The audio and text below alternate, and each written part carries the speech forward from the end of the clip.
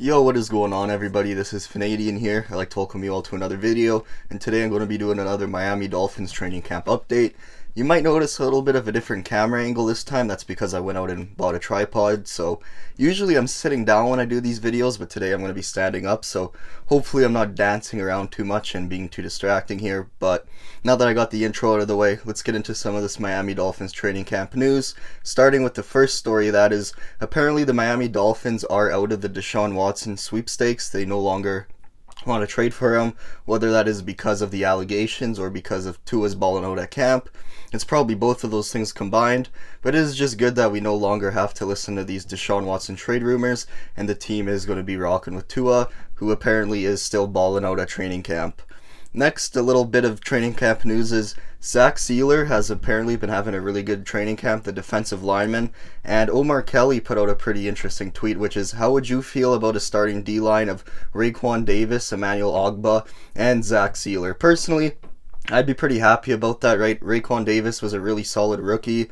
Emmanuel Ogbah was great for the Dolphins last year. I'm expecting both, Raekwon Davis to take a year two leap and Emmanuel Ogbah to look better year two in the defense. And in my defensive line video, I talked about how Sieler is probably the most underestimated player on this team.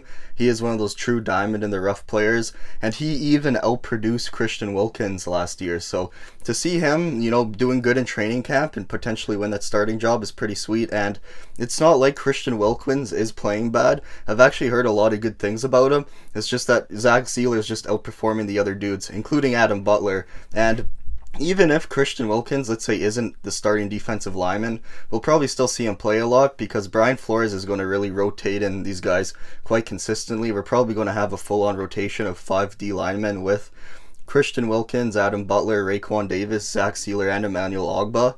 And I'm pretty excited about that because I think this D-line has the potential to be really good. So it is going to be something to continue to watch throughout training camp. Other than that, speaking of Omar tweets, there has been this really weird story going on all kind of training camp about Jalen Waddle walking with a limp. Omar Kelly was the first guy to notice this, and he put out a tweet thinking maybe it has to do with the ankle injury. He had to get surgery. If you all remember, he missed most of the season last year playing for Alabama. Some people have been saying he actually just walks kind of this way because obviously when this rumor started, people started panicking. And a bunch of Bama fans started showing up in the comments of these posts saying he actually walked like this before the injury. He just has a little bit of a pimp walk, walks with some swagger in his steps. So we'll have to keep on tracking this limp saga, I guess you could say, to see, is he hurt? Is it just how he walks?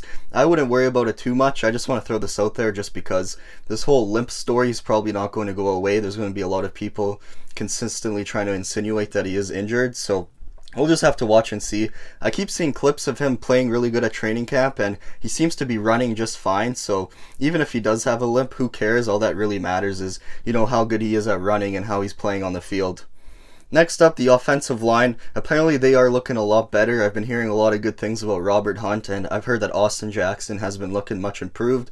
That's really nice to hear because when pads first came on, the D-line ended up destroying the offensive line, and Twitter just started melting down. I saw Dolphins fans going crazy saying, we need to fire Chris Greer because the O-line's playing bad and these guys he's drafting are not working out. Now that they've had more experience in pads, more time to practice in pads, the O-line is starting to play better, which is nice to see. And this is a good reason why you can't just be overreacting to all this training camp news. You got to kind of take everything we're hearing with a grain of salt, because honestly, nothing really matters until we get to week 1 against the Patriots and we get into the real game scenario. But it is good to see that the O-line is starting to look better because this is one of the big question marks, concerns for the team going into this season. Next up, I've been hearing a lot of really good wide receiver news as well. I've heard Devontae Parker's looking good coming back from his injury. Albert Wilson, as we all know, Jalen Waddle, Jakeem Grant I've been hearing. Even dudes like Robert Foster and Mac Hollins have been apparently playing really good. But one guy whose name I haven't heard a lot is Lynn Bowden Jr.'s, and I'm a bit disappointed with that just because I thought this guy would be performing a lot better in training camp. This was a guy I was pretty excited for coming into the season. And now if we're just to go off these training camp reports, there's probably like 7-8 guys ahead of him on the depth chart. So this is a guy that's going to have to really step up once we get into the preseason games here, because if he doesn't, he might just get buried on the depth chart. And even if he might end up on the practice squad, he might get sniped by another team. So this is another name we're going to have to watch, throughout the rest of training camp just to see how he's doing. If he doesn't perform then this is just a sign of how much more improved the receiving core is, as Lynn Bowden was a starter for the team last year, and now he might be, like I said, the number 8 dude on the depth chart here. And now let's get into the biggest news that just got announced today, and that is Xavien Howard has officially restructured his deal with the Miami Dolphins and will be playing for them this year, which is great news for the team. I was getting pretty worried there, but to see that, they were able to work things out is huge, because with Xavien Howard, the Dolphins are an easy top 10 defense.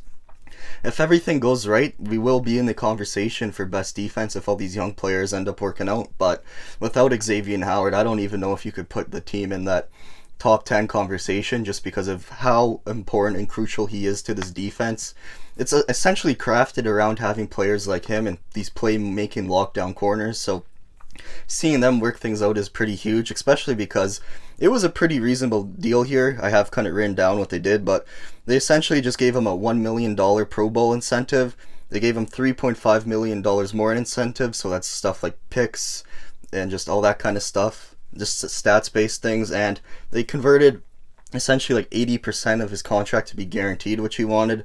And there will be a time next year where they will kind of renegotiate things based on how he performs. So essentially, if he does really good, they'll probably just give him more incentives. So really reasonable deal for both sides. I'm really happy they're able to work things out. I even seen X's agent put out a tweet thanking the team for working things out with him. And I know there were some fans that were just like, screw this guy, he's on like year 3 of his deal, just trade him, like we can't set this precedent. But you got to understand that when you're dealing with these elite all-pro players, it's a bit different, and these guys want to be paid like they are all-pro players, and you do have to treat them a bit better than some of the other players. I know as Dolphins fans, we're not really used to having that on the team. It's been a rough few years for us, so seeing them work things out with X is really nice, and seeing them out there practicing is going to be huge, and hopefully he's able to ball out again this year.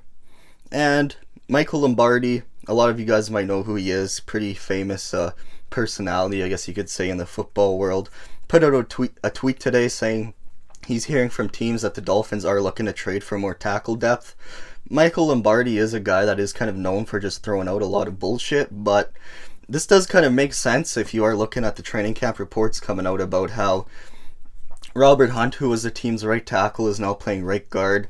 Liam Eichenberg, who they drafted, people thought he might play right tackle, is now playing left guard. And Jesse Davis, who's currently the starting right tackle, has been playing limited snaps because of an injury. And DJ Fluker, who they signed, also went down with an injury and got released. So it does make sense that they want to get more depth. I hope this is true, because I'm always all about investing more in the offensive line and making it better. And honestly, if they wanted to go out there and trade a first-round pick, the Dolphins currently have the San Francisco 49ers first-round pick.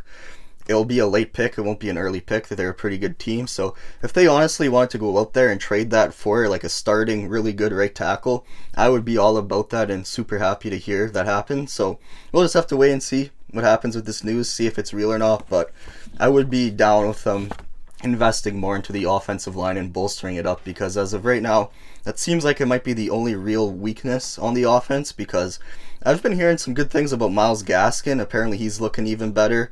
He's been doing a lot of damage in the passing game and probably will retain his spot as the number 1 running back. I've also heard Ahmed looks a lot more improved and has been doing good in the passing game, and Jared Dokes has been a real bruiser out there and a hard runner, so we're going to have to keep watching these RBs, because one guy whose name I haven't heard a lot is Malcolm Brown. When the Dolphins signed Malcolm Brown, everyone assumed he would just be the Dolphins' number 2 running back. But going off of these reports, I think we might see Myles Gaskin be the number 1, Ahmed continue to be the number 2 option, and then Dokes will have that bruiser role, which will mean Malcolm Brown will be the odd man out. They did give him just like a bare minimum 1-year contract, so it's not like they're super attached to Malcolm Brown. If things don't work out with him, they could even cut him and it won't be a problem. So we'll have to keep watching what's going on with these running backs, but there's a lot of hopeful, I guess, news and stuff coming out about them, so we'll have to keep watching those guys.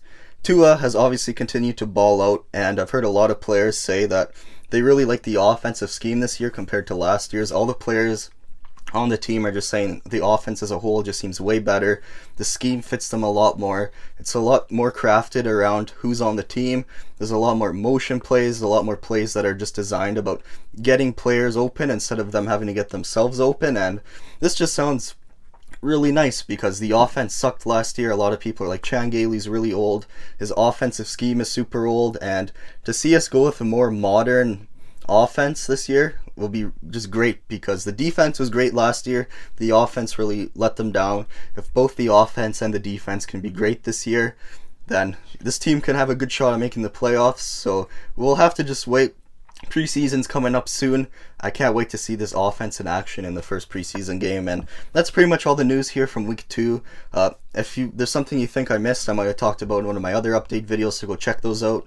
Like the video if you liked it. Let me know some things I can improve on. What do you think about these training camp reports? And if you want to see more Dolphins content, please hit that subscribe button. But until then, thanks for watching everybody, and hopefully I see you in the next video.